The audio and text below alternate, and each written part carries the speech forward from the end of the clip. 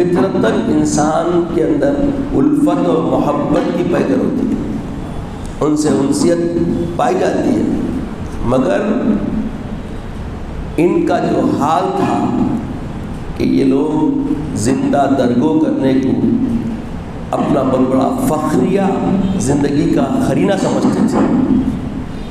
تو ایسے وحشیانہ درندرانہ صفت کے حامل لوگوں کو انسانیت کا شعور دلانا آسان نہ تھا، مگر میرے آقا محمد رسول اللہ صلی اللہ علیہ وسلم نے اپنی سعی سے، اپنی کوشش سے، اپنے کردار سے، اپنے عمل سے ان کو بتلایا کہ دیکھو انسان ہی انسان کی قدر کرتا ہے، حقیقی انسانیت کیا ہے۔ اس لیے میرے آقا علیہ الصلوۃ والسلام کو ساری کائنات کی انسانیت معلم انسانیت مانتی ہے، کیونکہ انسان کا قدردانی کا جو علم محمد رسول اللہ نے عطا فرمایا ہے، آپ دیکھیں یہ کوئی معمولی کارنامہ نہیں ہے۔